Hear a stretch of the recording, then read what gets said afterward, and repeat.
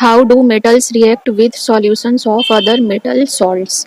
जो मेटल्स हैं वो दूसरे मेटल सॉल्ट्स अगर हैं तो उनके साथ कैसे रिएक्शन करेंगे।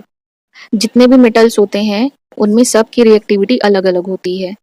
अगर कोई भी मेटल सॉल्यूशन के फॉर्म में है या फिर मोल्टेन फॉर्म में है, जो हाईली रिएक्टिव मेटल होता है वो लेस रिएक्टिव मेटल को उसके कंपाउंड में से डिस्प्लेस कर देता है, उसे वहां से बाहर निकाल देगा और खुद उसकी जगह पर चला जाएगा। ये काम सिर्फ सॉल्यूशन में या फिर मोल्टेन फॉर्म में होता है। जब कोई भी दो मेटल्स मोल्टेन फॉर्म में है या फिर उनको मिलाकर एक सॉल्यूशन बना दिया गया है तब उसमें भी ये काम हो जाएगा।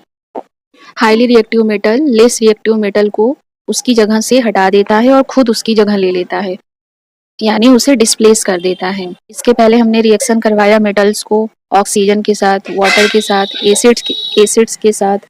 सारे के सारे मेटल्स ऑक्सीजन, वाटर और एसिड्स के साथ रिएक्शन नहीं करते। कुछ ना कुछ मेटल्स छूट जाते हैं जो कि रिएक्शन नहीं कर पाते।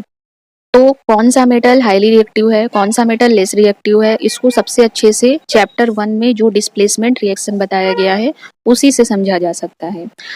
जब हम दो मेटल को लेते हैं तो उसमें एक हाईली रिएक्टिव हो जाएगा, दूसरा लेस रिएक्टिव होगा।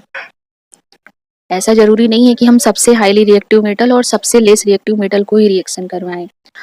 दो मेटल्स हमने जो लिए हैं उसमें से कौन हाईली रिएक्टिव है, कौन लेस रिएक्टिव है, उसको देखना होगा। तब जो हाईली रिएक्टिव होगा वो लेस रिएक्टिव वाले को उसकी जगह से डिस्प्लेस कर देगा। तो इसके लिए पूरी मेटल्स की एक सीरीज बनाई गई है जिसे रिएक्टिविटी सीरीज कहते हैं। इसके बाद हम उसी टॉपिक को पढ़ेंगे।